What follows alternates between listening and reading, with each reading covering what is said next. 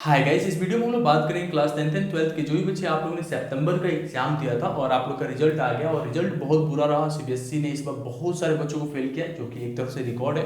उन सारे डिटेल्स के बारे में जानेंगे, इन सारे टर्मिनोलॉजीज को समझेंगे कि आपके जो रिजल्ट्स में लिखे हुए हैं, आप अगर पास हो चुके हो तो आपको ये सारी चीज़ें कहाँ से मिलेंगे, कब मिलेंगे।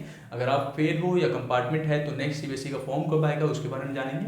साथ साथ कौन से कैटेगरीज पर अप्लाई किए थे और क्या और आपका चीज़ें रहा, आपका रिजल्ट कैसा रहा। ठीक है, तो सबसे पहले मैं इम्प्रूवमेंट वाले स्टूडेंट्स के लिए बता दूं क्योंकि इसमें बच्चे काफ़ी परेशान हैं। एंड आप लोगों ने जो मेरा फ़ोन नंबर है आप लोगों के दूसरे वीडियोस में जो शेयर किया गया था एनआईएस के एडमिशन के लिए, ये वीडियो बहुत पहले आ जाता है। एक्चुअली मैं एनआईएस का जो आप लोग एसेंशियल रिपीट है उन बच्चों का एनआईएस का एडमिशन मैं कर रहा था तो उसमें काफ़ी बिजी था।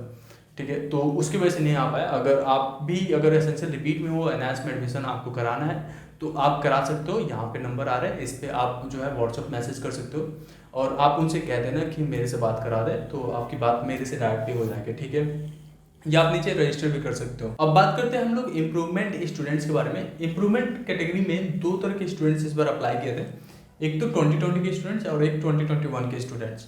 2021 के वो थे जो लोग जो स्टूडेंट्स जो है स्कूल से उनको नंबर मिल गया था बट वो अपने मार्क्स से सेटिस्फाइड नहीं थे। जैसे मान लो 74 मार्क्स आ गए थे, 74%, और उनको एक साल ड्रॉप करके वो आईआईटी की प्रिपरेशन करना चाहते थे तो 75 से ऊपर होना चाहिए, इसलिए उन्होंने एग्जाम दिया था इम्प्रूवमेंट का। ठीक है, या और एक स्टूडेंट्स ऐसे थे जो 2020 में थे और एक साल ड्रॉप करके 2021 में उन्होंने इम्प्रूवमेंट एग्जाम्स के लिए अप्लाई किया। मैं आपको बता दूं ये दोनों कैटेगरी में जो स्टूडेंट्स अप्लाई किए थे बहुत ही बुरी तरीके से फेल हुए और पास भी हुए तो अपना इम्प्रूवमेंट नहीं कर पाए, पिछले जैसा ही रिजल्ट रहा है। ठीक है, या स्कूल में जो इनको मिला था मार्क्स उससे भी बुरा मिला है। तो अभी आप सोच सकते हो कि जो इम्प्रूवमेंट में स्टूडेंट थे 2021 वाले अप्लाई किए थे स्कूल के मार्क्स से सेटिस्फाइड ना होके, उनके लिए कंडीशन था कि अगर आप जो है अगर स्कूल के मार्क्स से सेटिस्फाइड नहीं हो और आप एग्ज़ाम देना चाहते हो तो जो आपका एग्जाम्स का मार्क्स होगा वो आपका फाइनल रिजल्ट होगा। तो जो बच्चे स्कूल के मार्क्स से सेटिस्फाइड नहीं थे और इसमें भरे थे वो अब फेल हो चुके हैं। ठीक है, तो काफ़ी बच्चे जो फेल हो चुके हैं तो उनका फाइनल रिजल्ट वही रहा। अगर आपने एक सब्जेक्ट में 2021 में थे और एक सब्जेक्ट में अगर आपने अप्लाई किया है तो आपके लिए ये लागू नहीं होता, नहीं होता है। ठीक है, आपका जो पुराना जो रिजल्ट है 2021 का जो स्कूल ने दिया है वो वैलिड रहेगा। लेकिन अगर एक से ज़्यादा सब्जेक्ट के लिए आपने अप्लाई किया है तो फिर आपका जो है वो अप्लाइड जो किया है वो आपका रिजल्ट मान्य रहेगा। जो बच्चे आप लोग 2020 के स्टूडेंट्स हो और 2020 में आपने इम्प्रूवमेंट के लिए अप्लाई किया था, इस बार दिया था इम्प्रूवमेंट एग्जाम्स, तो आप लोग दोनों मार्कशीट में से कोई एक चूज कर सकते हो। ठीक है, अगर आप इस बार पास हो चुके हो तो और ज़्यादा नंबर पिछली बार से तो इस वाले को यूज़ कर सकते हो। अगर आपका पिछली बार वाला मार्कशीट अच्छा है, इस बार फिर फेल कर दिया गया हो इम्प्रूवमेंट में, तो आप पिछली बार वाला मार्कशीट को यूज़ कर सकते हो। अब इसमें एक स्टूडेंट्स ऐसे होंगे जो अपने 6 सब्जेक्ट होगा आपका और आप बायोलॉजी, केमिस्ट्री या फिजिक्स या मैथ्स में आपका जो है एडिशनल लग गया होगा, मतलब एडिशनल सब्जेक्ट को ऐसे पास हो पर टेस्ट में फेल थे तो इस बार इसका इम्प्रूवमेंट में या एडिशनल सब्जेक्ट में आपने अप्लाई किया था और फिर से अगर आपका कंपार्टमेंट या इम्प्रूवमेंट वो आ गया है, आरटी आ गया है वहाँ पे लिख के, आपके रिजल्ट पे कुछ एक्सेस शो कर रहा होगा, इसको मैं समझा दूंगा अभी। तो वो आप लोग का अगर है इस तरह की सिचुएशंस तो अब आप लोग के पास जो है सीबीएसई के साथ मौका भी नहीं है जाने का, तो आप केवल एक सब्जेक्ट का एग्जाम जो है एनआईएस से दे सकते हो। तो उसके लिए जो है आपको जो नंबर दिए गए हैं उस पर आप बात कर सकते हो, वहाँ पे आपको समझा दिया जाएगा। इसके लिए फीस बहुत ही कम लगेगा। ठीक है, अब जो दूसरी कैटेगरी के स्टूडेंट थे वो थे कंपार्टमेंट स्टूडेंट्स। लास्ट टाइम आपका कंपार्टमेंट लगा था और आप लोगों ने स्कूल के साथ कंपार्टमेंट दिया भी था, फिर से कंपार्टमेंट लग गया था और आपको सेकेंड कंपार्टमेंट का मौका मिला था। आपने कुछ बच्चों ने कंपार्टमेंट के लिए अप्लाई किया था और कुछ बच्चों ने फेलियर कैटेगरी में अप्लाई करते थे। आपका कंपार्टमेंट तो था बट फेलियर कैटेगरी में अप्लाई कर दिया था और फेलियर कैटेगरी में अप्लाई करने के बाद से इस बार आपका 3-3 सब्जेक्ट या 2-2 सब्जेक्ट में कंपार्टमेंट लग गया है। ठीक है, मतलब आपका एसेंशियल रिपीट आ गया, तो आप अब जो है कंपार्टमेंट फिर से नहीं दे सकते। अब आप एसेंशियल रिपीट हो गए सीबीएसई के साथ, तो अब आपका एसेंशियल रिपीट वाला सीक्वेंस चलेगा। तो इसके लिए आप एनआईएस को स्विच कर लो, मैं सजेस्ट वो करूँगा।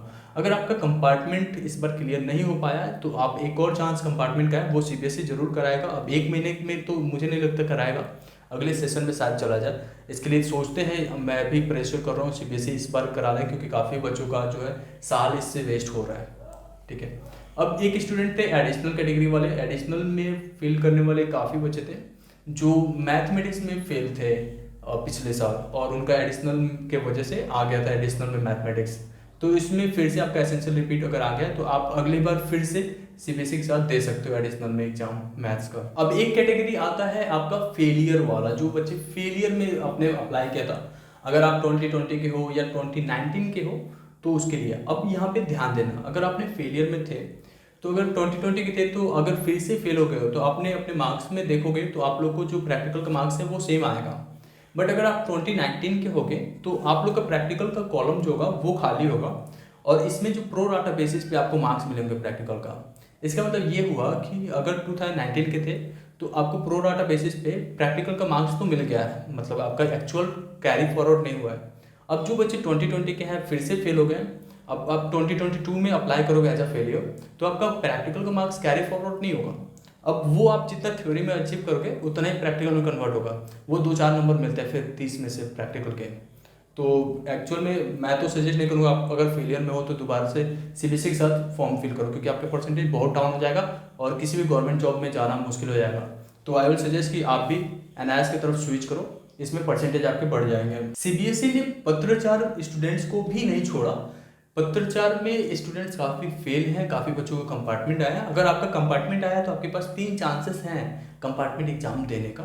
सेम वे फेलियर में भी अगर आपने अप्लाई किया था और केवल एक सब्जेक्ट में कंपार्टमेंट है तो आपके पास 3 चांसेस है कंपार्टमेंट एग्जाम देने का, ठीक है। अगर आप फेल हो पत्राचार एज अ पत्राचार विद्यालय से तो आप फिर से अपना फॉर्म फिल कर सकते हो। आपका जो मार्क्स है प्रैक्टिकल, क्योंकि इस बार आप पहली बार थे बोर्ड एग्जाम के लिए, तो आपका प्रैक्टिकल का मार्क्स कैरी फॉरवर्ड हो जाएगा। और 2020 स्टूडेंट्स, ये कहानी आपको पता होना चाहिए, 2020 स्टूडेंट्स जो हैं उन्होंने ये सोच के अप्लाई किया था कि जेईई मेंस का मैं क्राइटेरिया या नीट का क्राइटेरिया को मैं कट ऑफ कर दूंगा, या मेरा 74% 72% है तो इसे मैं 75 से ऊपर ले आऊँगा, ये सोच के अप्लाई कर दिया। और उनका कंडीशन ये था कि जो एग्ज़ाम अगर दोगे तो एग्ज़ाम वाला मार्क्सशीट ही आपका फाइनल मार्क्सशीट होगा। और ये बच्चे बेचारे फेल हो गए, और फेल हो गए, फाइनल मार्क्सशीट तो फेल वाला हो गया। तो अब इनका तो पूरी तरीके से मतलब ये साल ही गया, अब अगली बार ये फिर से फेलियर के तरीके फॉर्म फिल करेंगे, ठीक है। अब इस टर्मिनोलॉजीज को समझते हैं जो सीबीएसई के रिजल्ट पे शो करते हैं, उसको समझते हैं, ठीक है। जो आप लोग के रिजल्ट पे अगर x लिख के आ रहा है, इसका मतलब ये हुआ कि आप जो है पहले पास हो चुके हो बट आपने एडिशनल सब्जेक्ट में थे या एडिशनल सब्जेक्ट के लिए अप्लाई किया था या इम्प्रूवमेंट के लिए अप्लाई किया था, इसलिए ये शो कर रहा है, ठीक है। अब आपने एडिशनल सब्जेक्ट के लिए अप्लाई किया था और आपके सब्जेक्ट के आगे आरटी लिखा हुआ है, इट मीन्स कि आपका जो फेल हो चुके हो। लेकिन अगर आपके सब्जेक्ट के आगे एडिशनल के लिए अप्लाई किया था, सब्जेक्ट के आगे कुछ ग्रेड्स हैं ABCD, तो आप पास हो। अगर ई है आपके ग्रेड तो आप फिर से फेल हो उस सब्जेक्ट्स में, ठीक है। अगर आपने इम्प्रूवमेंट के लिए अप्लाई किया था और आपका जो है फेल हो चुके हो, मतलब पूरे में ई ग्रेड आया है, RT लिखा हुआ है, तो आप फेल तो हो चुके हो क्योंकि आपका पिछला और रिजल्ट पास था, उसलिए आपका XX आ रहा है। बट ये 2021 वाले स्टूडेंट्स के लिए वैलिड नहीं है, क्योंकि आपका जो वो इम्प्रूवमेंट वाला मार्क्स है पिछले साल, पिछले जो अपना स्कूल ने दिया था जो मार्क्स आपको, वो तो वैलिड ही नहीं है, तो आप यहाँ पे फेल हो रहे हो। अब कुछ बच्चों के जो मार्कशीट है वो पास लिखा है, ठीक है। जो बच्चे पास हो जाते हैं ना, अब इसमें सिचुएशन ये है, जैसे जो बच्चे 5 सब्जेक्ट में आपने अप्लाई किया था और आपके रिजल्ट पे पास है तो आप तो फुल्ली पास हो गए। बट आपके 6 सब्जेक्ट हैं और पास लिखा है, तो आप ये कंडीशन हो सकता है कि आप किसी एक सब्जेक्ट में फेल भी हो गए या 6 सब्जेक्ट आपने निकाल रखा होगा। तो अगर 6 सब्जेक्ट में से एक सब्जेक्ट आपका ई लिखा हुआ है ग्रेड, तो इसका मतलब उस सब्जेक्ट को आपने क्लियर नहीं किया, वो आप पार्शली पास हो गए, ठीक है। तो अगर उस सब्जेक्ट को लेके आप किसी कॉलेज में एडमिशन लेना चाहते हो, जैसे मान लो मैथ्स है वो ई में आ गया है, इस ई ग्रेड मिल रहा है उस पर, तो आप इंजीनियरिंग कॉलेज में एडमिशन नहीं ले सकते क्योंकि वो मैथ्स में ही आप फेल हो, ठीक है। ER मतलब हो गया एसेंशियल रिपीट, मतलब कि आपके रिजल्ट के नीचे ER लिखा है, इसका मतलब आपको 2 सब्जेक्ट्स में आपका ई लिखा होगा एसेंशियल रिपीट, अगर आपके 5 सब्जेक्ट है तो, ठीक है। अगर आपके 6 सब्जेक्ट है तो आपके 3 में ई लिखा होगा, तब जाके आपको एसेंशियल रिपीट लिख के आता है। अब कंपार्टमेंट स्टूडेंट्स तो हम समझते हैं, कंपार्टमेंट जो 5 सब्जेक्ट वाले स्टूडेंट्स हैं उसमें एक सब्जेक्ट में अगर आपका ई लिख के आता है तो कंपार्टमेंट में प्लेस्ड हो जाता है।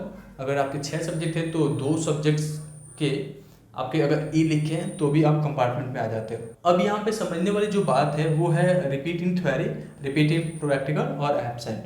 काफ़ी बच्चों ने एग्जाम तो दिया था बट उनके रिजल्ट के सामने एब्सेंट लिख के आ रहा है, ये सीबीएसई का फॉल्ट है, आप रीजनल ऑफिस रीच कर सकते हो।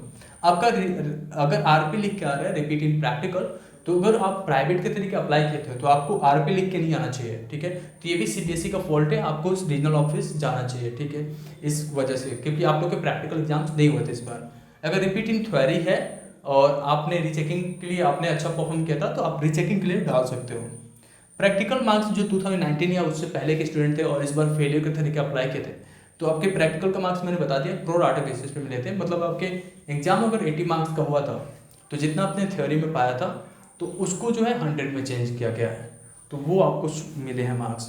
ठीक है, तो ये बहुत ही लिटिल मार्क्स होते हैं। मतलब जैसे मान लो कि आपका फिजिक्स का है पेपर दिया था और उसमें 30 मार्क्स का प्रैक्टिकल होना चाहिए, तो 30 मार्क्स का प्रैक्टिकल प्रो डाटा पे अगर मिल रहा है और आपने फिजिक्स में से मान लो कि 25-30 मार्क्स पाए हो, तो इसके अकॉर्डिंग जो है प्रो डाटा के बेसिस पे मार्क्स जो बढ़ते हैं वो बहुत ही कम बढ़ते हैं। अब आप लोग में से जो बच्चे पास हो गए हैं या आप फेल हो गए हो तो आप लोग को मार्कशीट तो मिलेगा ही मिलेगा।